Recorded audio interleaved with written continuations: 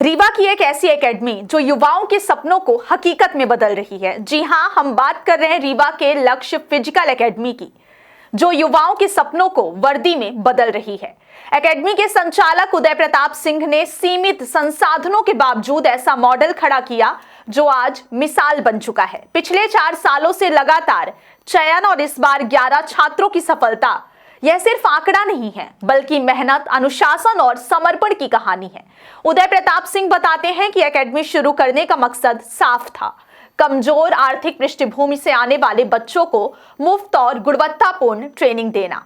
तो आइए आपको दिखाते हैं विंध्या टाइम्स की एक खास रिपोर्ट। नमस्कार, स्वागत है आपका विंध्या टाइम्स में। इस वक्त मैं मौजूद हूँ रीवा के स्पोर्ट्स कॉम्प्लेक्स में और आप मेरे पीछे देख सकते हैं कि ये सारे प्रतिभाएं हैं जो अब एसएससी के लिए देश में सेवा देने जा रही हैं।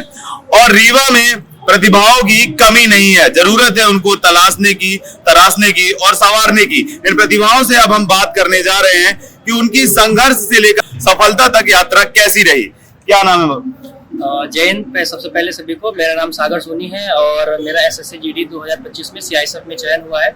और मैं यहाँ सिर्फ इसका रीजन एक ये है कि मैं यहाँ एसएससी जीडी के लिए पहले तो मैं इंदौर जाने वाला था फिजिकल के लिए, फिर मुझे सर से इंस्टाग्राम के थ्रू कनेक्ट हुआ। मुझे मेरे भाई साहब ने बताया कि यहाँ है एक सर उदय सर है जो फिलहाल यहाँ भी फ्री में ट्रेनिंग करा रहे हैं। अब तो सर हालांकि बोलते हैं कि अगर सिलेक्शन नहीं हो रहा है तो हमको फीस नहीं चाहिए तुमसे। कुछ अकेडमियां हैं जो यहाँ पैसे भी ले रही हैं और हमने उनके मुंह से भी बात सुनी है कि नहीं, हमको पैसा मिल गया, बच्चों का हो सिलेक्शन ना हो, हमको इससे कोई लेना देना नहीं है। और हमने सर को अपने साथ भागते हुए देखा है, क्योंकि होता क्या है कि देखिए एक जो टीचर होते हैं वो सिर्फ बच्चों को बोल देते हैं ठीक है तुम दौड़ो, अपने हिसाब से दौड़ो। अगर बच्चा इतना ही काबिल होता कि अपने हिसाब से दौड़ लेता तो मुझे नहीं लगता कि फिर वो अकेडमी कोई भी ज्वाइन करता वो। तो सर को हम लोगों ने अपने साथ दौड़ते हुए देखा है।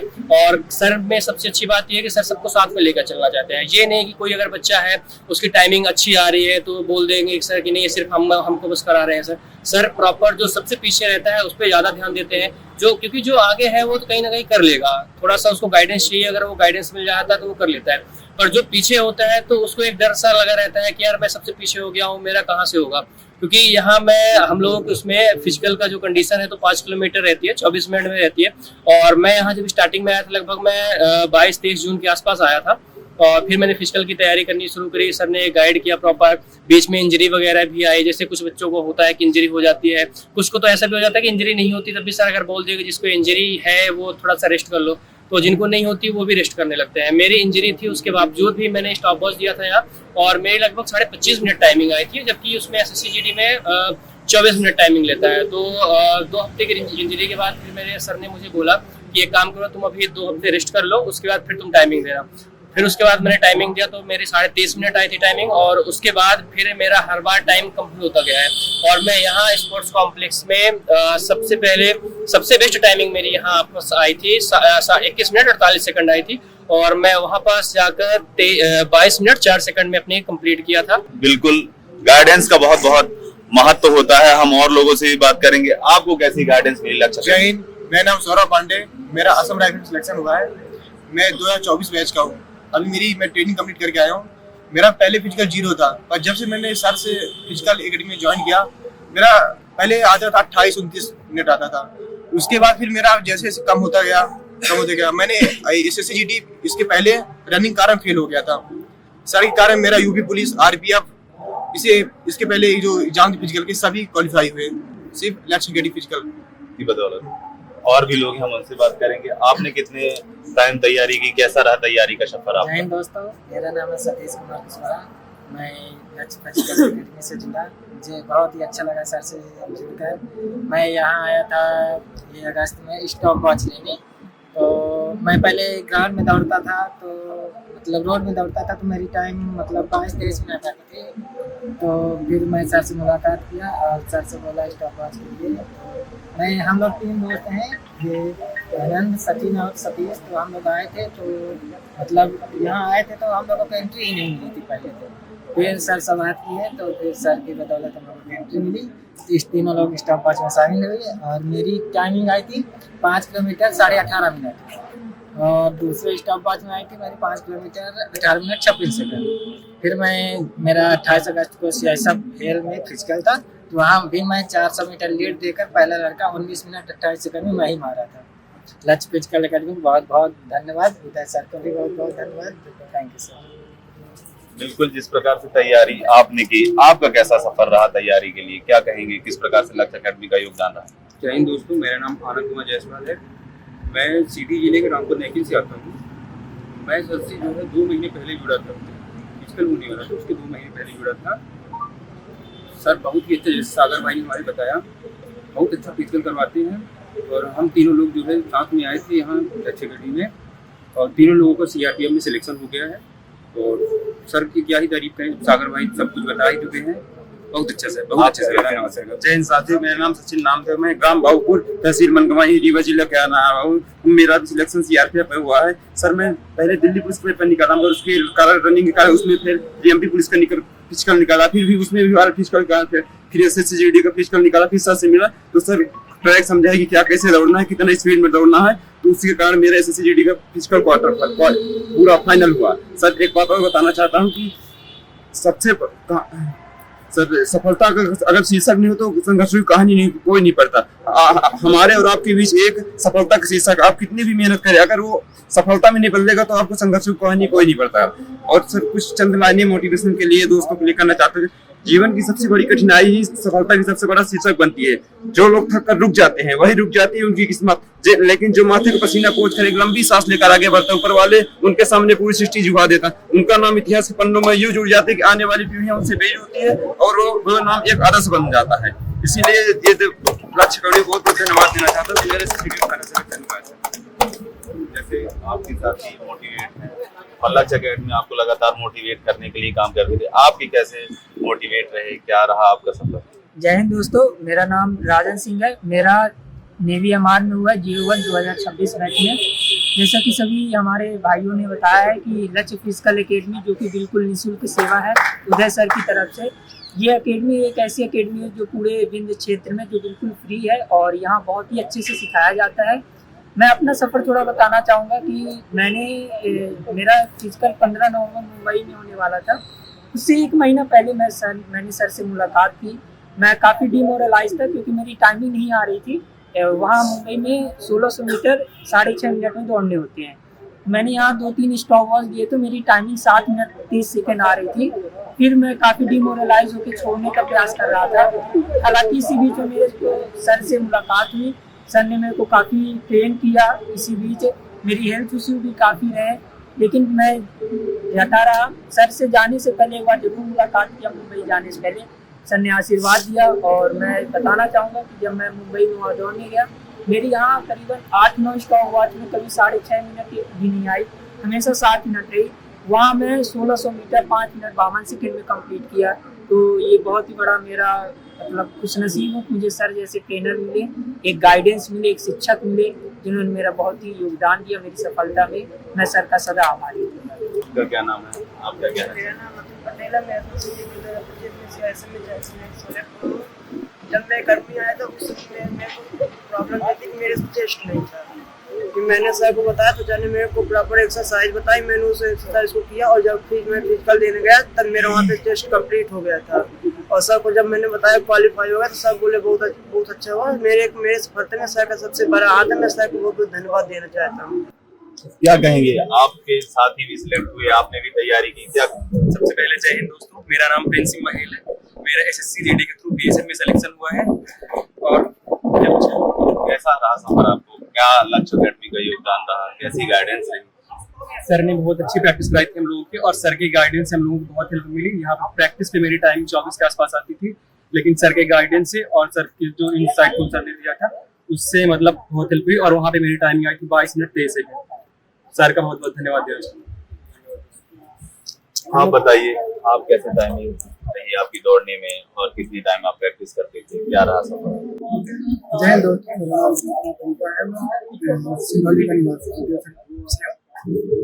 मेरा संघर्ष में स्टार्टिंग से बताना चाहूँगा।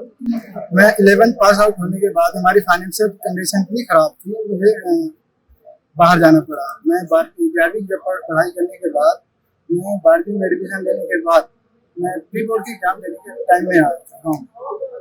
2 महीने में मैंने 12वीं का पास करा। इसके बाद उसके बाद क्या रहा आपका? इसके बाद मैं फिर से बाहर चला गया। तैयारी की तो सिलेक्शन हुआ। बारिश के बाद मैंने रीवा के बाद मेरे भाई साहब ने एडमिशन दिलाया। इसके बाद तैयारी चालू हुआ करीबन 2020 में। उसके बाद लॉकडाउन लगा, तैयारी मेरी चालू रही। लॉकडाउन के बाद करीबन 1 महीना मेरा पढ़ाई बंद हो गया, तैयारी मेरी बंद हो गई। उसके बाद 2022 वाले पुलिस की भर्ती मैंने पेपर दिया, मेरिट आउट हुआ। फिर 2023 में मैं टीचिंग की तैयारी करने लगा। वहाँ से मेरा नहीं हो पाया, वर्ग 2 में से वहाँ एक्साइज कांस्टेबल में मैंने मेरिट आउट हुआ, पुलिस में हुआ। उसके बाद 2023 वाले में मेरा एमपी पुलिस में वेटिंग है, 10 वेटिंग अभी क्लियर हुआ। अभी मेरे एक्साइज में 78 नंबर हैं, अभी रिजल्ट पेंडिंग है। और अभी एसएससी के थ्रू मेरा सीआई से चयनित हुआ है। जय हिंद। क्या कहना चाहेंगे आप? मेरा नाम अजीत कुमार पांडे। मेरा और इसके पहले मैं 3-4 बार इसका पेपर दे चुका हूँ। 2022 की तैयारी किया, लेकिन पहली बार तो सबसे पहले मेरा पेपर नहीं निकला। उसके बाद मैंने और तैयारी की तो पेपर क्या मतलब ऐसा हो गया कि मेरा फॉर्म हो गया, ऐसा हो गया कि ऑनलाइन वाले का की वजह से नहीं हो पाया। तो दोबारा मैंने तैयारी की और बहुत सारे और एग्जाम दिए इसके क्षमता जो भी थी, यूपी का भी था और एमपी का भी और एसएससी का भी। तो ये तीनों सारे एग्जाम निकले हैं। और मैं इतना ही कहना चाहूँगा कि बहुत सारे लोग ऐसे हैं कि 1 बार 2 बार तैयारी करके छोड़ देते हैं। तो मैं जैसे कि मैं 2022 से तैयारी कर रहा हूँ, 2026 हो गया है, तो ऐसा नहीं मैं बहुत बार मतलब फेल हुआ हूँ 1 नंबर 2 नंबर से, है ना। तो ऐसा है कि जब आदमी तैयारी करता है तो इतना जो कंपटीशन है तो थोड़ा बहुत आदमी को पेशेंस रखना पड़ता है। इसमें सबसे बड़ी बात ये है कि पेशेंस जितना है आदमी उतना कर लेता है ना। तो ये है कि हर चीज में ये पढ़ाई में पेशेंस है और रनिंग और फिजिकल में भी जरूरी है, क्योंकि जब ये इसमें एसएससी में 5 किलोमीटर की रनिंग होती है तो आदमी 2-3 किलोमीटर आराम से कर लेता है। लेकिन उसके बाद जब थोड़ा कठिनाई होता है तो आदमी को 2-3 बार रुकने का मन करता है, लेकिन उसी में थोड़ा पेशेंस रखना पड़ता है और हो जाता है बड़े आराम से। क्या कहेंगे आप जिस प्रकार से आपका सिलेक्शन हुआ है? दोस्तों, मेरा नाम आशीष यादव है। मैं राम रीवा जिले से हूँ। मेरा सिलेक्शन नेवी में हुआ है। मैं यहाँ आने से पहले मेरा फिजिकल में आउट था नेवी में। फिर उसके बाद मैं अकेले ही दौड़ता था तो रनिंग में ही नहीं बनी। फिर मैं सोचा कि कहीं कोई हो जो मतलब गाइड करे, तो मैं संपर्क किया किसी और एकेडमी है, नाम नहीं लूंगा, लेकिन वो है इंस्टाग्राम के थ्रू मैंने उनसे संपर्क किया था। तो वो बोले कि इतना फीस लगेगा। और तो मैं बोला ठीक है। तो मैं बोला कि सर इंस्टॉलमेंट में कर दूं, तो बोले कि नहीं इंस्टॉलमेंट नहीं, जो देना हो तो एक ही बार मिलेंगे। मैं फिर ऐसे ही और यूट्यूब में सर का देखा था जो एमपी पुलिस की तैयारी करवाते थे पहले, तो उसमें लिखा था कि फ्री करवाते हैं। तो फिर मैं सोचा कि संपर्क करूं, तो एक एकेडमी का ही लड़का टी-शर्ट मिल गया। तो उससे मैं पूछा तो मेरे को यहाँ ले आया, सर से मिलवाया। सर से मिला तो सर बोले कि यहाँ कोई फीस नहीं है। तो फिर मैं इनके गाइडेंस पे 22 अगस्त से ज्वाइन किया था, जिसमें मेरा आर्मी का भी निकला था, एयरफोर्स का भी निकला था और नेवी का, तीनों का फिजिकल था। तो मैंने फिर यहाँ 2 महीने बाद ही मेरा फिजिकल था। फिर यहाँ से गया दिया तो वहाँ मैंने 3rd नंबर पे एंड किया था। और फिर उसके बाद एयरफोर्स पे फिर फिजिकल देने गया था भोपाल में, उस पर मेरा 2nd नंबर पे एंड किया था। जो कि ये सब सिर्फ सर के ही कारण हो पाया है। अगर वो और उनका जो वीकली वर्कआउट प्रोग्राम होता है सबसे बड़ा, वो बच्चों को इफेक्ट करता है। ब्रिज हो गया, हिल हो गया, ये सब जो कराते हैं, इसी से बच्चों में इम्प्रूवमेंट है। स्टॉप वॉच में कुछ न कुछ देखने को मतलब इम्प्रूवमेंट देखने को मिलता है। इसीलिए मैं सबको बहुत तहे दिल से आभार हूँ कि मैं भगवान को याद करता हूँ कि मेरे को उदय सर जी के पास आने का मौका। ये थे बच्चे जिनका सिलेक्शन एसएससी, सीआईएसएफ और अन्य जगह पे हुआ है। मेजॉरिटी बच्चों का सिलेक्शन एसएससी में हुआ है।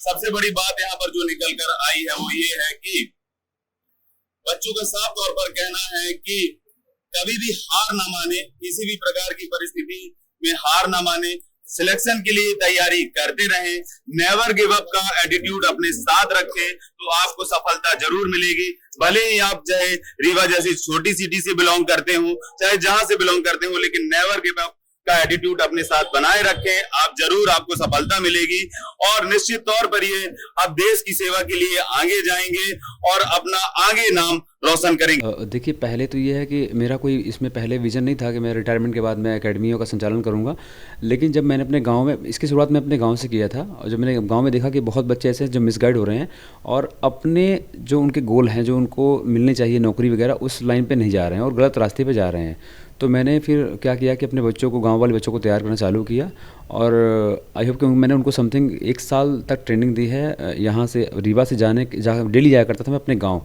मेरा पैतृक गांव है बड़ा गांव, गुड़ तहसील के अंडर में आता है, तो यहाँ से मैं डेली सुबह वहाँ से ट्रैवल करके जाया करता था उन बच्चों को ट्रेन देने के लिए और उसका ये नतीजा हुआ कि हमारे वहाँ से 6 से 7 बच्चे वहाँ मेरे सिलेक्ट हुए थे, मेरे गांव के बच्चे से।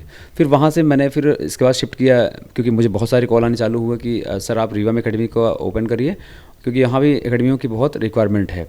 तो फिर मैं यहाँ पे आने के बाद मैंने रीवा में एकेडमी संचालित चालू की है।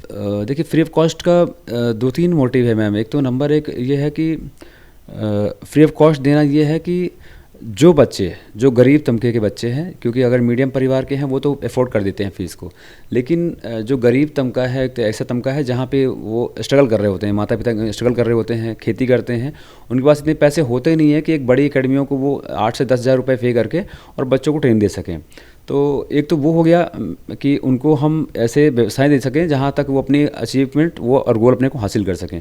तो फ्री ऑफ कॉस्ट का सबसे बड़ा मुद्दा कारण यही था कि उनको अच्छी ट्रेनिंग दे सकें और उनको सिलेक्शन तक पहुंचा सकें। संसाधन में इसमें हम मैक्सिमम मैं अपने ही फंडिंग लगाता हूं जो मेरे पास जो रहता है, क्योंकि ऐसा नहीं है कि फ्री ऑफ कॉस्ट चला रहा हूं तो उसमें फिर ये हो जाता है कि हमें कोई बाहर से फंडिंग तो आती नहीं है कि और कोई मुझे NGO दे रहा है या मैं और किसी संस्थान से जुड़ा हुआ हूँ। तो मैं खुद ही अपने सैलरी का जो भी एक मेरा जो बचत का कुछ हिस्सा है, मैं उसी को ही एकेडमी के लिए हर चीज़ों पे लगाता रहता हूँ। तो मैं जिस संस्थान को चला रहा हूँ उस संस्थान से ऐसे मेरे पास कॉन्टैक्ट नंबर भी आए और कॉन्टैक्ट भी कर रहे थे कि सर मुझे अपनी एकेडमी में एक ट्रेनर के तौर पर रख लीजिए और मैं ट्रेनिंग करूँगा। तो मैंने भी बच्चों के सामने रखा, बच्चे बोले नहीं सर हम आपसे ट्रेनिंग लेंगे। तो ऐसा है कि अगर मान लीजिए कि हम इनकेस ऐसा कुछ होता है कि मैं अगर किसी संस्थान से अगर अटैच होता हूँ तो शायद है कि वो मुझे फिर या मेरे संस्थान को यूज़ करना चाहेंगे कि हाँ ऐसा ये करिए, वहाँ भीड़ लेके आइए, ये करिए वो करिए। तो मैं अपने इसी हाल में खुश हूँ। मैं इस बार की परीक्षा में 11 बच्चों का चयन हुआ, आप कैसा महसूस कर रहे हैं? बहुत ही गौरवान्वित महसूस कर रहा हूँ, क्योंकि मैं अपने समझ लीजिए कि मैं एक दिन एक पल में अपने समय का बहुत बहुमूल्य समय है, जो कि आज के समय में एक बोल सकते हैं कि कोई बोलता है कि थोड़े पैसे ज़रूर ले लो लेकिन समय मत मांगो, है ना। तो समय बहुत बड़ा अनमोल है और मैं वो समय दे रहा हूँ बच्चों को, और उसमें उन बच्चों ने मेहनत किया है और मैंने मेहनत करवाया है और बच्चे वहाँ तक पहुँचे हैं। शायद बोल सकता हूँ कि माता पिता से ज़्यादा मैं खुश हूँ, क्योंकि मैं उनको उस मुकाम तक लेके पहुँचा हूँ और वो बच्चों ने मेहनत भी किया है जो आज दिख रही है। सबसे पहला तो मोटिवेशन ये है उसमें मैम कि मैं खुद उनके साथ ट्रेनिंग करता हूँ। मैं हर समय उनके साथ रहता हूँ। यानी ऐसा कोई दिन नहीं होता है जिस दिन मैं बच्चों के साथ पूरा वर्कआउट नहीं करता हूँ, क्योंकि वर्कआउट चाहे जितना हो, 8 किलोमीटर 10 किलोमीटर हो या 6 किलोमीटर हो, मैं उनके साथ प्रॉपर वर्कआउट करता हूँ। चाहे वो लड़कियाँ हो, साथ में लड़कियाँ भी ट्रेनिंग करती हैं हमारी एकेडमी में, तो लड़का लड़की सब हम एक साथ ही ट्रेनिंग करते हैं और मैं उनके साथ हर इवेंट में शामिल रहता हूँ। इनफैक्ट कई बार मेरे पिताजी भी कहते हैं कि तुम इतना दुबले हो रहे हो। तो मेरा मोटिव ये है कि अगर जब मैं पहले, क्योंकि मैं भूतपूर्व सैनिक हूँ, तो मैं पहले देश के काम आया और अब अपने समाज और अपने प्रदेश के काम या गांव के काम आ रहा हूँ। तो अगर इस दौरान अगर मैं मोटा हूँ या पतला हूँ, इससे मुझे फ़र्क नहीं पड़ता है, पर चूँकि मेरे गार्जियन हैं उनको लगता है कि नहीं बेटा मेरा दुबला हो रहा है। पर इन सब से आगे निकल के मैं देखता हूँ कि समाज का लाभ कहाँ दे सकता हूँ, किस तरीके से दे सकता हूँ, वहीं आगे निकलता हूँ उस पर। सर, जो कमज़ोर पृष्ठभूमि वाले बच्चे होते हैं उनको आप कैसे मोटिवेट करते हैं? उनको मोटिवेशन के लिए बहुत सारे, मैं अपने जो सेना के अंदर मेरी बहुत सारी स्टोरीज होती हैं हमारे साथ जो बीती हुई हैं, उनको मैं प्रेरित करता हूँ, उनको बताता हूँ कि हाँ हमने उस समय पे ये काम किया है, इस तरीके से हमने उस चीज़ को हैंडल किया है। और यहाँ बहुत सारे एग्जाम्पल हैं जो एक एक पैर से अपना इवेंट कर रहे हैं, एक एक हाथ नहीं है उनके पास, इवेंट कर रहे हैं। तो और गरीब एक कहावत है कि गरीब पैदा होना गुनाह नहीं है, गरीब मर जाना गुनाह है। तो इसी अकॉर्डिंग वो बच्चे भी समझते हैं कि नहीं सर, अगर सर मेरे साथ लगे हुए हैं तो हमें उसका आउटपुट देना चाहिए। सर, परीक्षा के दौरान असफलता सबसे बड़ा मुद्दा है जी, और ऐसे बच्चे जो असफल होते हैं उस दौरान आप उनको मोटिवेट कैसे करते हैं? उनका मोटिवेशन यही है, देखिए कि कहीं ना कहीं ऐसा होता है कि हमारे सिलेक्शन जो प्रोसेस होता है, हमारे परीक्षा में जब हम तैयारी करते हैं तो कहीं ना कहीं हम उसमें गलतियां करते हैं। तो उन बच्चों को उन गलतियों के बारे में बताया जाता है कि आपने कहाँ कहाँ पे गलतियां की हैं और अगली बार आपको इन गलतियों को नहीं दोहराना है, कि अगली बार आप इन गलतियों को दोहराएंगे तो फिर से आपका सिलेक्शन नहीं होगा। और उनका एक मोटिवेशन होता है। और हम हमारे एकेडमी में क्या है कि हमारे एकेडमी में हर हफ्ते, यानी कि हम ट्रेनिंग सेशन में पूरा हफ्ते देते हैं और उसके दौरान हम हर हफ्ते अपने एकेडमी के अंदर, चाहे लड़का हो चाहे लड़की हो, उनके हम टाइम ट्रायल यानी स्टॉपवॉच लेते हैं कि आप पूरे हफ्ते वर्कआउट के बाद आप कितना इम्प्रूवमेंट आपका चल रहा है।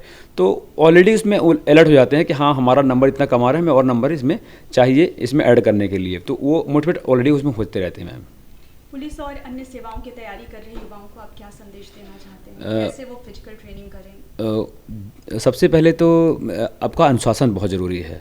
ग्राउंड में अनुशासन अगर आपका नहीं है, यानी सबसे पहले अनुशासन में आता है सुबह उठ के पहले ग्राउंड में आना। अगर आप ग्राउंड पे नहीं आते हैं तो सबसे पहले तो वही आपका गलत है। दूसरा, आपका ग्राउंड के अंदर बिहेवियर क्या है, आप अपने गोल के लिए, अपने लक्ष्य के लिए आप कितना सीरियस हैं। क्योंकि कई बार क्या होता है कि हम किसी बगल वाले को देखते हैं कि वो उस लाइन पे जा रहा है और हम उसी लाइन पे जाना चाहते हैं, लेकिन अपनी क्षमता को नहीं पहचानते हम कि हमारी क्षमताएं क्या हैं और हम अपने गोल के पीछे घूमते रहते हैं। तो अपनी पहली बात तो अपनी क्षमताओं को पहचानिए कि हम किस अकॉर्डिंग, हम किस भर्ती के लायक हैं और हम क्या क्या इसमें और बेहतर कर सकते हैं।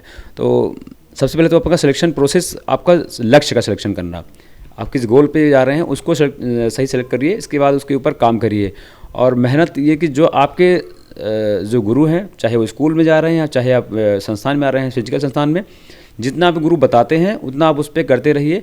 निश्चित तौर पर आपको सफलता मिलने के पूरे चांस रहेंगे इस पर।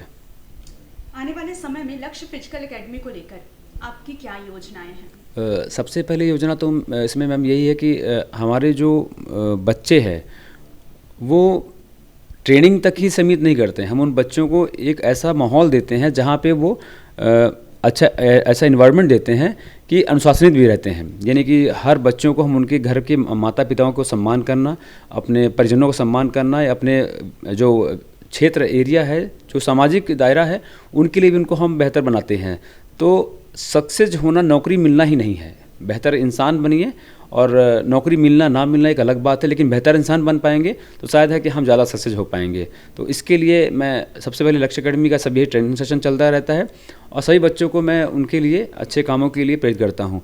और हमारा जो विज़न है वो विज़न ये है कि रीवा के अंदर या और भी ऐसी जगह हैं जहाँ पे आपको अननेसेसरी एक ऐसा अमाउंट मांगा जाता है आपसे, चाहे वो स्टार्टिंग का हो चाहे बाद में हो।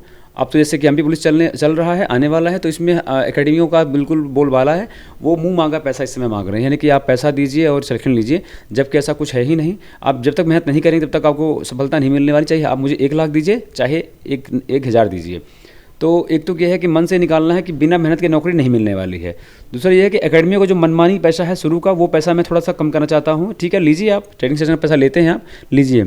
और अभी मैंने इसीलिए रिसेंटली मैंने ऐसा काम कर दिया है क्योंकि मुझे बहुत सारी एकेडमियों का कॉल आता था, बहुत सारे लोगों की, कि आप फ्री में सिखाते हैं आप, और फ्री का ज्ञान अच्छा नहीं रहता है। बच्चों को हमारे बच्चों को गलत बोला जाया करता था कि तुम फ्री एकेडमी में जाते हो, तुम गरीब हो, ये है वो है। तो मैंने इसीलिए फिर उसको थोड़ा सा चेंज कर दिया है। तो विगत जो मैंने 4 साल फ्री ऑफ कॉस्ट बिल्कुल ट्रेनिंग सेशन मैंने फ्री किया था, तो अभी भी ट्रेनिंग सेशन फ्री है। लेकिन अब हमारा ये विज़न है कि सिलेक्शन नहीं तो फीस नहीं है, कि आफ्टर सिलेक्शन के बाद हमने फीस रख दी है कि अगर आपका सिलेक्शन हुआ ट्रेनिंग करिए, सिलेक्शन हुआ तो फीस देंगे, और अगर नहीं होता है तो आप फीस मत दीजिए। तो एक बड़ा मोटिव ये है कि हम चाहते हैं कि जितने भी कोच वगैरह हैं वो सभी इस चीज़ को ध्यान दें और बच्चों की मजबूरियों को समझें। और अगर उनको पहले फीस लेना है तो कैसी फ़ीस लिए जहाँ पे वो देने के लायक हों और उनका परिवार दे सके। और नहीं तो अगर आपको ऐसा लगता है कि हम थोड़ा इंतज़ार कर सकते हैं तो आफ्टर सिलेक्शन आप पैसा लीजिए उनसे, वो भी खुश होकर देंगे और आपको भी लेने में अच्छा लगेगा। तो जी सर, एकेडमी चलाने में आपको कैसी मुश्किलें आती हैं और इस दौरान फैमिली का सपोर्ट कैसा रहता है? देखिए, हम जानते हैं कि जब तक फैमिली सपोर्ट नहीं है तो वो चीज़ें हम आसानी से नहीं कर पाते हैं। जैसे कि मान लीजिए मेरी दिनचर्या ये है कि मैं सुबह 6 बजे ग्राउंड पहुंचता हूं, तो उसके लिए मुझे 1 घंटे पहले उठना पड़ता है। 5 o'clock में उठता हूं, तो 6 o'clock में मैं ग्राउंड पहुंचता हूं, तो 3.5 में समथिंग ट्रेनिंग कराता हूं, तो 9 साढ़े 9 बजे तक मैं फ्री होता हूं। इसके बाद मैं घर जाता हूं, तो 10 बजे तक मैं अपना जो भी ब्रेकफास्ट वगैरह जो भी है रूटीन थोड़ा बहुत करता हूं। लेकिन इस समय जो हमारे ट्रेडिशनल चल रहा है इस समय, तो हम इस समय ट्रेनिंग 3 टाइम करवाते हैं, सुबह, दोपहर, शाम, क्योंकि एमपी पुलिस की भर्ती नज़दीक आ चुकी है। तो उस दौरान हम फिर 1 बजे फिर ग्राउंड पहुंच जाते हैं। तो ग्राउंड पहुंचने के बाद हम फिर 1 बजे से लेकर 5:30 बजे तक फिर ट्रेनिंग करते हैं, यानी कि आधे घंटे बीच हम ब्रेक करते हैं।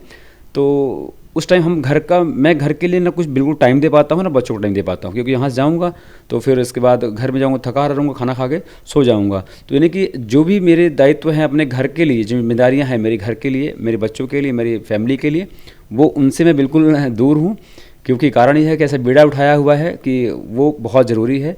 और फैमिली मैंने बहुत सपोर्ट करती है मुझे, यकीन मानिए, क्योंकि अगर फैमिली इस तरीके से फैमिली ना होती तो शायद है कि मैं इस जगह में जैसे आपके साथ बैठ के बातें कर रहा हूँ, या इंटरव्यू दे रहा हूँ, या बच्चों को सेलेक्ट करवा रहा हूँ, वो शायद ना दे पाता। क्योंकि एकेडमियाँ और भी हैं, वो सिर्फ अपना एक टाइम रोटेशन बना के रखा है कि घंटे में आप जो भी करना है करो, और ना करना हो तो ना करो, मुझे फ़र्क नहीं पड़ता इन चीज़ों से। लेकिन मेरा मोटिव और मेरी फैमिली भी इस चीज़ पे सपोर्ट करती है कि ठीक है, आप जो कर रहे हो अच्छा कर रहे हो। और यानी कि आप बोल सकते हैं कि मैं घर का, अब मैं ऑन कैमरा नहीं बोल सकता कि मैं क्या मतलब मैं घर में बोल सकते हैं कि मैं सब्जी यानी कुछ भी काम नहीं करता हूँ। मुझे बिजली का बिल भी जमा करना है, बच्चों का फीस भी, मुझे उसका कुछ पता नहीं रहता है। तो मेरी फैमिली इसके लिए बहुत सपोर्टिव है, और आई होप कि ऐसी फैमिली सबको मिले जो इतनी सपोर्टिव हो, और ऐसे माता पिता सबको मिले जो इतना सपोर्टिव हो।